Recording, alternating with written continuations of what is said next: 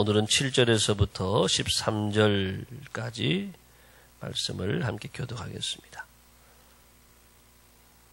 누가복음 22장 7절에서 13절까지 말씀입니다. 유월절 양을 잡을 무교절 날이 이른지라.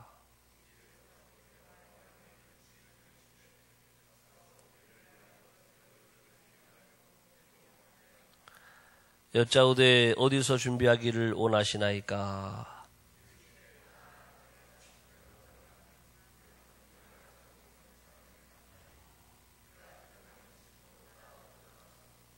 그 집 주인에게 이르되 선생님이 내게 하는 말씀이 내가 내 제자들과 함께 유월절을 먹을 객실이 어디 있느냐 하시더라 하라.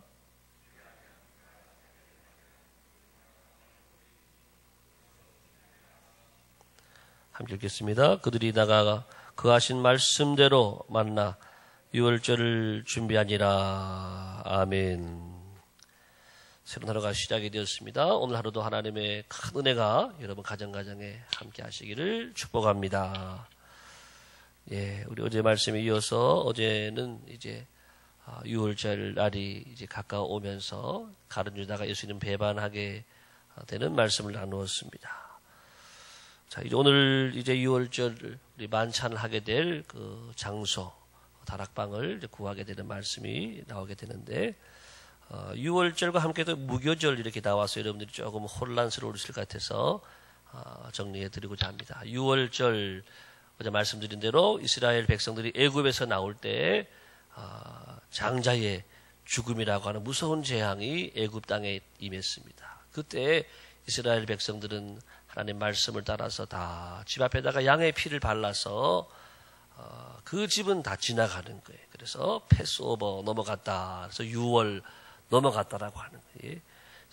그래서 그 절기를 유월절, 애굽에서 출애굽한 날을 기념하는 그 날이 바로 유월절입니다. 그래서 유월절이고, 유월절 다음에 또 이 하나님의 이 구원의 역사, 애굽에서 출애굽한 이 구원의 역사를 기념하면서 무교절이라고 하는 절기를 이어서 7일 동안 절기를 지키게 되는 겁니다. 그래서 무교병을 먹고, 무교병이라고 하는 것은 누룩을 넣지 않았다라고 하는 것입니다. 그래서 곡식 순수한 그대로 먹고 누룩을 넣지 않은 빵인데 왜 그것을 먹었느냐? 그 누룩 없는 빵, 이 무교병이라는 뜻은 고통의 빵 이런 뜻을 가지고 있습니다.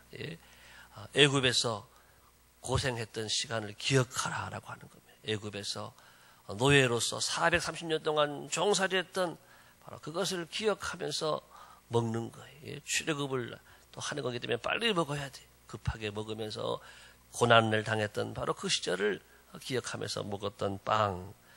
이게 무교병이라고 하는 것입니다. 자, 우리 예수님은 유월절에 완성을 이루셨습니다. 그것은 하나의 예표가 되는 것이고, 우리 예수님이 오셔서 진정한 유월, 이 세상의 원수 마귀로부터, 이 죄로부터 속박되고 묶여있던 우리들을 우리 예수님의 십자가의 이 사건을 통해, 죽으심을 통해서, 이 부활하심을 통해서 우리의 모든 죄를 사하시고 우리 주님께서 승리하신 줄을 믿습니다. 이것이 바로 우리 기독교의 복음이라고 하는 거죠. 그래서 이 유월절 만찬을 이제 내일도 말씀 나눌 텐데, 이 유월절 만찬이라고 하는 것은 단순히 유월절 만찬이 아니라 유월절을 완성하시고 구약에서 해왔던 그 유월절의 그러한 식사를 성만찬의 모습으로 이제 바꾸셔서 예수님께서 이 유월절의 주인공 되심을 우리에게 보여주고 또 가르쳐 주시는 이 말씀이 바로 성만찬의 말씀이다. 지금은 우리가 그래서 유월절 우리가 식사를 우리가 하지 않고 우리 기독교에서는 바로 예수님께서 새롭게 제정하신 이 성만찬 예식을 통해서 우리가 이 유월절 이 날을 또 생각하고 또 진정한 이 유월절 주님을 통해 이루어주신 이 구원의 역사들을 우리가 기억하고 있는 것이지요. 자, 이제 오늘 이제 말씀에 보게 되면 8절을 같이 보겠습니다. 8절, 9절 다 같이 시작.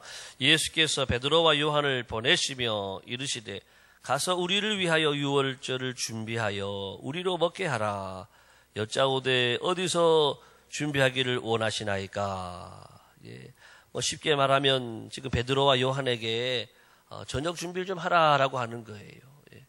어떻게 보면 이것은 여자들에게 부탁해야 될, 여자들이 할 일 같기도 한데, 어떻게 보면은 베드로와 요한은 제자들 중에서도 선두 그룹에 있는 베드로와 야고보, 요한 이 세 사람의 제자는 그래도 리더급에 속한 선두급에 있는 제자들인데 예수님이 이런 일을 시키나 이렇게 또 불평할 수도 있어요. 예수님 그런 일은 쟤들 시키지 저희들을 시킵니까?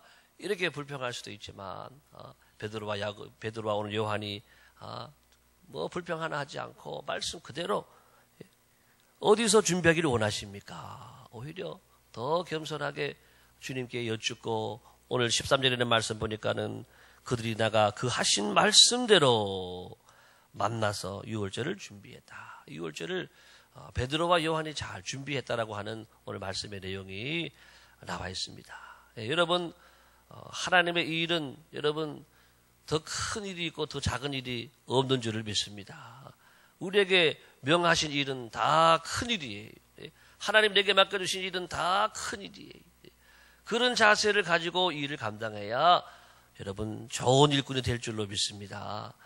내가 볼 때 이거는 작은 일인데 밖에서 교회 봉사도 그렇거든요. 밖에서 봉사하고 또 주방에서 봉사하고 이거 힘든 일이라고 생각을 하는 분들이 계시죠. 어떤 분들은 성가대 그거는 쉬운 일이라 생각을 하고 또 가르치는 일 그거 쉬운 일이라 생각을 하고 또 재정 맡아서 이렇게 방 안에서 이렇게 계산하는 거 쉬운 일이라 생각을 하고 나는 왜 어려운 일 맡고 저 사람들은 왜 편한 일만 맡았냐 그런 말을 하는 것은 우리가 성경을 몰라서 그러는 거예요.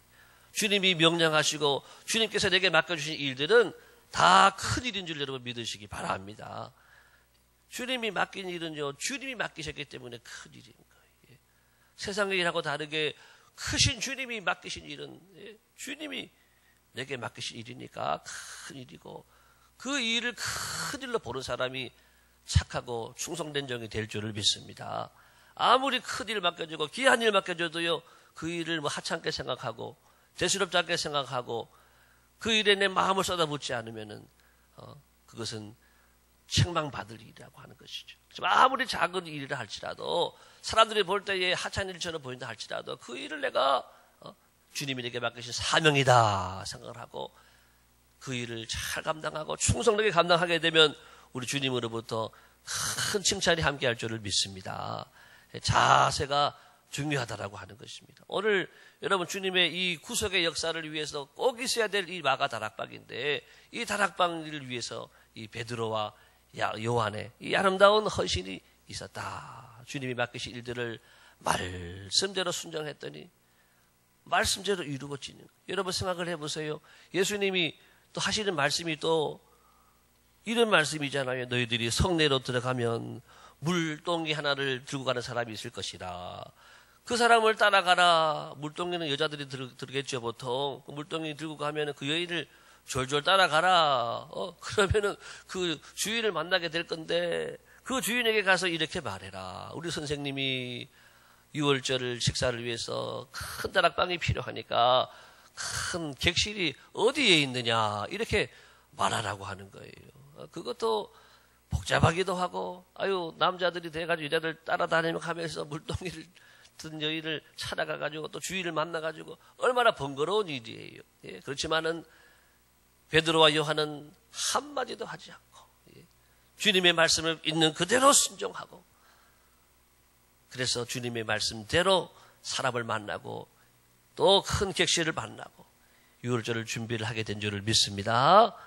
이것이 바로 우리 일하는 사람들의 모습이라고 하는 그 당시 베드로와 요한만이 아니라 오늘 우리 교회에서 주님의 일을 맡아 일하는 사람들 또한 우리가 이렇게 순종하는 것이 마땅하다 이렇게 말씀하고 있습니다. 여러분 이렇게 작은 일에 충성한 사람 베드로와 요한이 하나님께서 또 이 초대교회의 귀한 하나님의 사람들로 큰 그릇들로 사용하셨다라고 하는 것입니다. 오늘 우리가 베드로와 요한의 모습을 보면서 우리 교회에 내가 봉사하고 섬기는 일들을 어떻게 감당하고 있는가. 아이들 일이라고 쉬운 일이 아닙니다. 성경학교를 준비하고 또 수련을 준비하시는 선생님들 이 일을 큰 일로 바라보시기 바랍니다. 내게 맡겨주신 하나님의 큰 일이다. 이것을 기억하고 여러분 기도하면서 또 성실함으로 또 모든 마음을 쏟아붓고 사랑을 쏟아부어서 잘 감당하시면 우리 주님의 칭찬이 여러분 가운데 함께하게 될 줄을 믿습니다.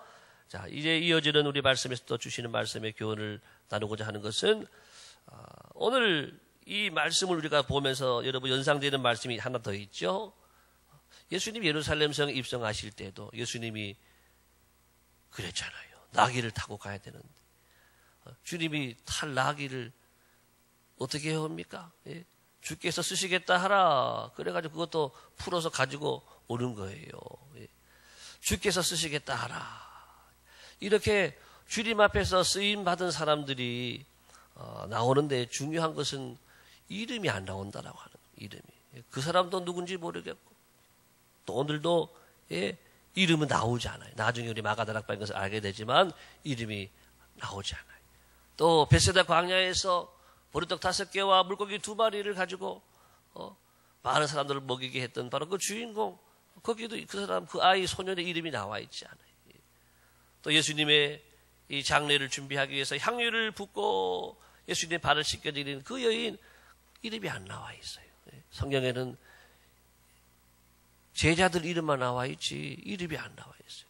구레네 시몬은 나와 있네, 그죠? 구레네 시몬 정도는 나와 있는데 다른 사람들은 나와 있지 않아요. 왜 그랬을까? 뭐 여러 가지 또 이유가 있을 텐데 또 그 중에 한 가지가 여러분 예수님의 이 말씀을 기록한 우리 제자들이 물론 이름을 알았을 수도 있고 몰랐을 수도 있겠지만 예, 이 핍박 상황에 대한 것을 염두에 두었다라고 하는 것입니다. 뭐 지금이야 우리가 우리나라에서는 다 이렇게 복음을 전하고 하지만은 예수님 당시 이후에 예수님이 돌아가셨던 다음에 얼마나 많은 핍박이 있었습니까? 믿는 사람들에 대한 많은 핍박이 있었기 때문에 그들을 배려해서 이름이 기록이 되어지지 않았다. 그렇지만 중요한 것은 그 이름은 하나님이 기억하신다. 할렐루야. 예. 여러분 우리가 이름이 안 나면 좀 섭섭할 수 있을 거예요. 아마 그분들이 이제 뭐 우리보다는 옛날 분이니까는 이것을 보지 못하겠지만 내 이름이 없는 것으로 인해서 섭섭할 수가 있을 거예요. 내가 주님을 위해서 봉사했는데 내가 주님 위해서 다락방도 내놓고 내가 주님 위해서 나귀도 내놨는데 어떻게 성경책에 내 이름 하나 내놓지 안 써주시느냐? 섭섭할 수 있다라고 하는 것입니다. 사도 바울이 말하기를 그러나 그들은 무명한 자 같으나 유명한 자다. 이런 말씀이 나와 있어요. 그들의 이름은 나와 있지 않지만 무명의 용사들이지만 그들은 유명한 자다. 왜? 하나님이 그분들의 이름을 기억하니까 그분들은 무명한 자가 결코 아니고 오늘 우리가 그분들의 이름을 모르지만 그들의 믿음을 우리가 이야기하고 그들의 믿음을 우리가 본받고 있는 것 자체가 그들의 이름이 유명한 이름이 되었다라고 하는 것이지. 우리가 오늘도 교회에 일을 봉사하고 수고할 때 우리는 다 이름을 남기기를 원해요. 사람들은 다 누구든지 내 이름을 나타내기 원하고 내 이름 빠지면은 바로 이름 빠졌습니다. 시정해 주십시오. 이렇게 얘기하거든요. 예. 또 그렇게 또 해야 될 때도 있기도 하지요. 자, 그렇지만 우리가 오늘 이 말씀에 우리 정신을 비추어 볼 때에 우리는 무명한 자가 되어서 이 무명함으로 우리가 이름 없이 빚도 없이 충성함으로 오히려 사람들에게는 이름이 드러나지 않지만 하나님께 이름이 기억되고 하나님이 알아주시는 진정한 유명한 자가 되는 것이 하나님의 말씀의 오늘 의미다라고 하는 것입니다. 오늘 우리가 세상을 살아갈 때에 우리가 오늘도 우리의 이름이 무명한 자라 할지라도 내 이름이 드러나지 않는 자리라 할지라도 내 이름이 드러나지 않는 그런 일이라 할지라도 우리가 찬송처럼 이름 없이 빚도 없이 섬길 수 있는 이 아름다운 은혜와 지혜가 우리에게 함께하게 되기를 예수님의 이름으로 축복합니다. 자, 이제 마지막 말씀 하나 더 보는 것은 자, 오늘 이 다락방을 내어준 바로 이 가정을 우리가 바라보는 것인데요. 예수님께서 우리 나귀도 우리가 주님께서 쓰시겠다 하라 할 때에 내어 드렸다라고 하는 것이지요. 오늘도 우리 주님께서 제자들과 함께 사용할 객실이 어디 있느냐 할 때 자기 집에 큰 객실을 이 큰 다락방을 내어 주었다라고 하는 겁니다. 주님께서 쓰시겠다 할 때 내어놓을 수 있는 이 믿음, 오늘 우리가 또 배워야 될 믿음이다라고 하는 것입니다. 여러분, 사실 우리가 가진 모든 것이 다 주님의 것인 줄을 믿습니다. 내가 벌었는데 왜 주님의 것입니까? 아닙니다. 주님이 생명을 주셨습니다. 주님이 건강을 주셨습니다. 주님이 일할 수 있는 힘을 주셨습니다. 그거 앉아보셔요. 예. 우리가 일할 수가 있나요? 또 우리가 돈을 벌 수가 있나요? 예. 우리의 모든 것이 주님의 소유이기 때문에, 주님의 것이기 때문에 우리는 주님이 원하시면 언제든지 내어놓을 수 있는 그런 마음과 자세가 성도들에게 필요하다. 왜? 주님의 것이니까.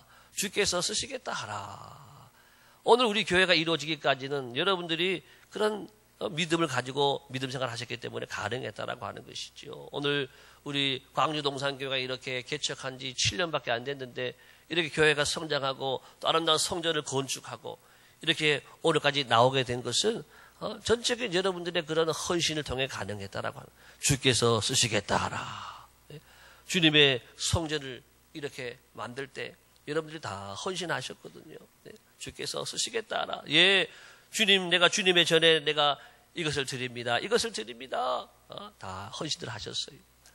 자, 우리 교회가 역사가 짧다 보니까 성도들도 그동안 이동도 많고, 계속 성장해 가는 가운데 있는데, 또 교회 지은 다음에 오신 분들도 지금 많아요. 한 반 정도 되시는 것 같기도 하고, 그래서 우리 교회에서는 지금 한 10월 달이나 9월 달 정도에 우리 교회의 사랑을 위한 특별 헌금을 한번 하려고 합니다. 그래서 사실 우리 교회는 지금 오르간이 있지만 이 오르간도 우리 교회 게 아니에요. 이게 우리 사모님 개인 거예요. 사모님이 오르간 전공하셔가지고 본인이 집에서 쓰는 오르간을 교회에다 갖다 놓으신 거예요. 그래서 우리 교회 아주 많이 갖춰져 있지만 기본적으로 교회 피아노도 한 대 없어요. 그래서 우리 그랜드 피아노를 한 대 또 하고, 또 우리 교회에 필요한 시설들을 미비한 것들을 좀 더 해야 되는 가운데 있는데, 주께서 여러분 쓰시고자 할 때에 여러분 것도 또 내놓을 수 있는 믿음이 우리에게 함께하기를 바랍니다.